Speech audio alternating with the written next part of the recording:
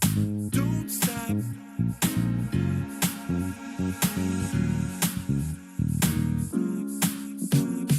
Don't stop, gotta get it going. Keep it moving, won't stop. Rhythm overflowing.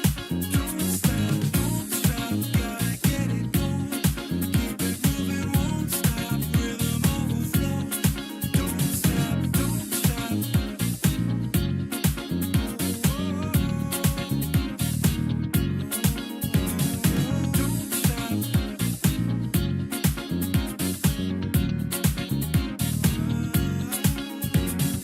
Don't stop.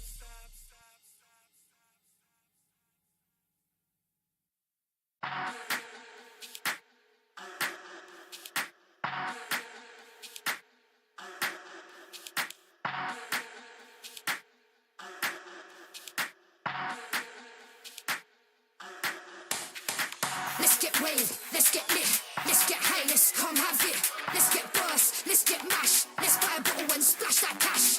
Guess what? It's time for action. You're feeling fine, main attraction. Pure vibes, not satisfaction. Feel the baseline, chemical reaction.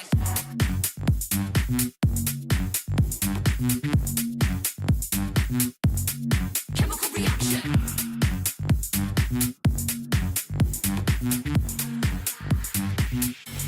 Chemical reaction.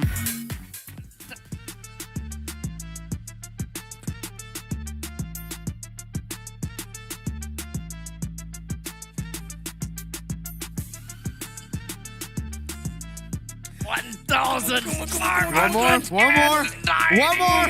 Come on, man. Come on. You got it. There you go. There you go. Those were the 10 push-ups, guys. Those were the 10 push-ups that, you know, the bet we made. Yeah. Evo's RRQ. I won, so he's got to do 10 push. How does it feel, sir? After, you know, not working out for a while, you know, just caring for the baby. Yeah, you've been a dad, you got married, and now you did your first 10 push-ups in, I assume, 4 years? Actually, for a very long time, dude. For really, Even longer than 4 years? probably, even maybe like 30 years. 30 years. Sir, you How first old are did a push-up when you were born? You know, that's how I get out of my mom, right? No, I'm pretty sure your mom was doing the push-up. Your mom was doing the push-up, not you. Maybe he pushed down, not up. You know, Right? That must have been a very difficult time for your mother. Well, I'm a C-section baby. Okay, that makes sense. So right as he got out. Yeah, right. Yeah, just gonna Ladies and gentlemen, welcome back to the show. Of course, A-Stream is the best stream coming in here when it comes down to the Snapdragon Mobile Challenge Finals. A-side. Group stage. Season 6. Oh my God. Right here with me once again, I've got Mirko as well as Renmar. You No forgot my longer name Rep- for a moment. No, I want to say Reptar. Redonda. Okay, you couldn't Yeah, say, okay. yeah. So I'm just kind of like balancing out which is the right one. We're cool. Yeah. Are we Renmar. cool? We're cool. You're cool. We're totally not masking the fact that I completely forgotten about it. Oh. No? So you've forgotten. No, I didn't. You just admitted to forgetting his name. No, I said it's totally not because I forgot it. Okay. Yeah. There's That a little means sarcasm in That's that. 100%, right? Yeah. Like he said totally not. Yeah, it's like Totally not, yeah. Yeah, it's like more than 100%. It's 101%. So who's gonna win the next match? Megatron. What happened to Megatron, dude? To be honest, I was hyped up, dude. You've been telling me Dude, about when Megatron. I saw all of you predict Bigatron, I was just like, why are they predicting Bigatron? and then like everybody's like, you gaslit them. I'm like, no, I have I've been sarcastically saying they're the best team in the world. They're not actually the best team in the world, guys. What are you doing? You got all your predictions wrong for nothing. No, man, I was one of those people that when we saw the roster reveals, that's when I was like, you know what? Yeah, I think this could be good very quickly. Apparently, they need a bit more time. They need a need lot of time. You need to. It's not just a cook. It is a slow roast. It's a bake. It's a long baking process. Yeah. Well, Very low. I gotta have to say that when it comes down to the entirety of Stream A today so far, we have quite a bit of games that has already happened, and let's kind of wrap it up real quickly. Oh, man. When it comes down to the very first game of the day, Team Flash Singapore going up against Team Liquid Indonesia. It ended up in a 0-2 fashion with Team Liquid Indonesia getting themselves the crown. Game number 2, Evo's Holy versus RRQ Hoshi, 2-1 in favor for Evo's Holy. And finally, when it comes down to the most recent game, it was Bigatron going up against TLID. Once again, 0-2 with TLID getting themselves 2-0 sweeps for the entirety of today. They must feel really good. Yeah, I think Onyx PH feel really good too. They got 2-0 against BTR Ooh. and also against See You Soon. Team Falcons actually beating out Onyx ID. That was a reverse sweep. It was 1-0 to Onyx ID, and then reverse sweep happened. And the final match that they have is going to be Team Falcons versus Evo's Holy. Of course, that's coming from good the matchup. Group B. So a good amount of these teams actually on your screen right now are from Group B. And Group B is stacked. In case people forgot just how stacked Group B is. Onyx ID, Falcon Esports, Team Falcons, Evo's Holy, RQ Hoshi, and even Aurora are in there. The double Falcons. Yeah. But yeah. in this case, well, I think that Stream C is the one that we gotta have to look out for. Because this is exciting. See You Soon with a 0-2 against SRG. And then we've got FCOD. They got a 2-0 victory against Aurora. What the hell happened to Aurora? We'll talk about that in a short little bit. In the meantime, SRG going up against Team Flash for 2-0 in favor for SRG. This actually leads up pretty well because the next game is Aurora. They will be going up against RRQ Hoshi. What happened to Aurora? It kind of seemed as though that they were on an improvement run, and we are starting to see just how strong that they were in M6. And coming into today's games, we definitely did not expect Aurora losing 2 games. I don't think 2-0, right? Like, we didn't expect 2-0. Yeah. No, I not know at it's like win one game and then maybe lose like 2-1. But to get to 2-0, I think Falcon are just continuing the trend of showing Aurora we still really know how you play. Again, they were each other's first match during the Swiss stage of the M6 World Championship. And that was when everyone of us were like, all right, now slow down. It's okay, that's the first game, you know, let's see what happens. And then Aurora win their next one, and then they lost their third. But then Falcon, I think they're just continuing off of the high and the adrenaline and the experience that they got from the M6 World Championship. I know it's been like almost 2 months now, but they really put themselves on the map. For a moment, a lot of people all around the world were from Myanmar. And we were just going, we're Burmese now. For a while, they were thinking, maybe it was possible to beat Onyx Philippines, right? Yeah. We saw that 3-2 in the playoffs knockout stage. But obviously, from Rora and RRQ, I feel like this matchup in particular, it's a high-stake matchup. Both of them have not gotten a single win just yet. Let's take a look at a head-to-head, though. When it comes down to RRQ Hoshi, they are...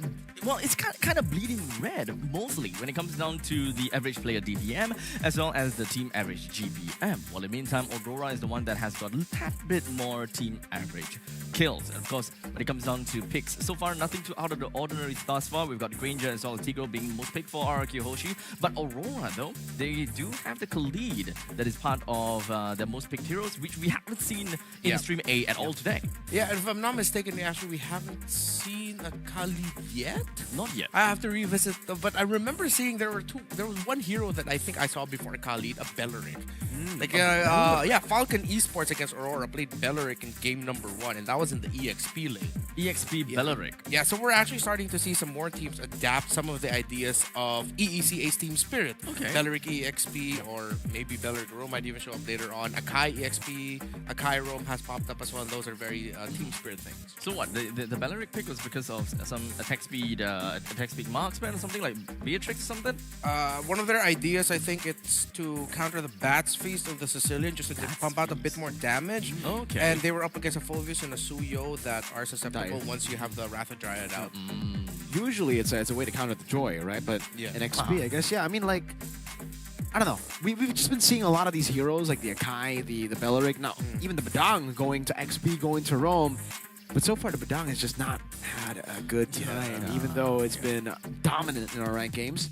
I think Rome is just not the way to go with the Badang, dude. Yeah, I think Yeah. it really has to be EXP. I mean, at this point in time, it kind of feels like a taboo to have the Badang in the room. I would love to see a Badang in the EXP. So far, we haven't really quite seen it on this very stream, just about yet. So maybe this time we'll be able to see. But regardless, ladies and gentlemen, let's just take a look at the roster when it comes down to RRQ Hoshi, which technically did play before in match number 2. But regardless, run us through, Mako. Yo, here it is. RRQ Hoshi, Dairen, Sutsujin, Rins, Edok, and Toy. Still no Skylar for SPS Season 6 here for RRQ Hoshi. I was surprised when they won game 1 against EVO's Holy. I did predict it to be 2-1, but I didn't expect them to win in a dominant fashion like that. So it does seem like RRQ Hoshi, still when they get the proper drafts, when they're comfortable in the Latadon, they can perform really, really well. Thing is, how stable are they? That's my question, right? Like, with Toy, they didn't just lose an amazing gold laner in Skylar, but they've also lost the leader of the team. Skylar was the leader. Skylar was the guy who was leading the team in-game and outside of the game. So not having that leader, that role in your team, or having to swap it out to a different member, I think it has definitely impacted RRQ. You could definitely see that they were tilting quite early. I didn't. It's not an RRQ thing. Usually, you lose one game, you lose a couple of moments, they're still able to come back. A lot of the mistakes we saw from Sutsujin, the game-ending mistake as well in Game 3, it's uncharacteristic for an RRQ Hoshi team that has again gone to the World Championship. Yeah, they've always been so vocal in interviews about the impact of Skylar, and definitely in those moments, in those tough games, I think they really do miss it. They do. And if that shows up against in this game against Aurora, I think it won't be just an assumption anymore. We can actually back it up with their in-game performance, because Aurora are one of those teams that really just know how to capitalize on mistakes of their opponents with Edward, Demon Kite, Yue, Ren and Jay, and Dom and Kite. I like that you're still keeping the Kite, because man, I've mixed up their names so many times in the Filipino broadcast for the challenge season. But yeah, stability is what they're looking for. Redemption after a disappointing M6 World Championship run. They did very well during the challenge season. An iconic victory up against TLID in the winners match in their group. But going up against Falcon in that 0-2 loss to them, seems like they were just victims to, well, just a damn good team. I'm not going to put it down to cheese picks anymore. I'm not going to put it down to any other thing. Other than that, Falcon just really deserves all of the respect. I kind of agree. Like, I mean, just by looking at a roster for Aurora, of course, a lot of people that, like me, they kind of lived in the past when just looking at this lineup and just be like, Blacklist International. Yeah. Like, it's great. They had a great run, and in fact, they have so much impact in the MLBB competitive scene. So looking at them in Aurora now, the moment that we think about them and we see them, we're just thinking, yeah, they're probably going to take the game away, especially going up against Falcon the Esports. But 2-0, that is just uncanny. Yeah, I think most of the people online, at least, right, a lot of the fans, the disappointed fans, have just been talking about the draft. A lot of them don't really like Master of the Basics and Coach Dexter. Coach Dexter's draft here. A lot of times, they disagree with some of the picks that Aurora go for. What do you think about that, Renmar? I think it's warranted in the sense that their fans have followed Coach MTB and Coach Dexter for so long, since the Blacklist days, that when you follow a coaching staff for so long and throughout all that time, their drafting patterns have been quite predictable because it's very familiar.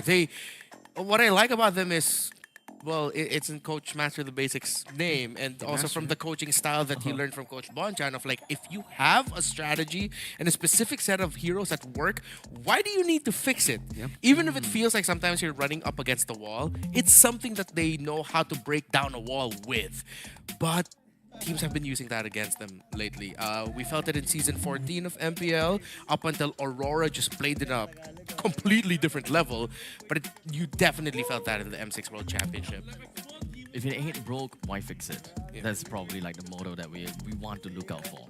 Many of the times. But either way, Well, coming into this game, I gotta have to say, this is definitely gonna be RRQ Hoshi's revenge, right? The last time RRQ Hoshi and Aurora faced against each other was in M6 stage, right?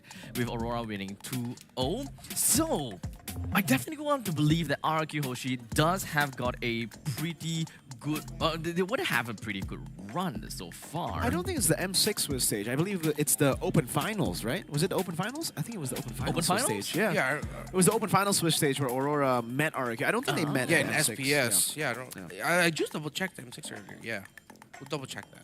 We'll double check that. We'll get back to that in a bit. Well, in the meantime, we gotta take a look at predictions, right? We gotta look at predictions. How is it gonna be? How is it gonna be like? At least for me, I got myself a 2-0 in favor for RRQ Hoshi, Indonesia. You know, I mean, I can understand why, because Singaporeans are not really very good against, you know, fast-paced games like this. So Indonesia is probably the case. I see. I don't know. Yeah, for me,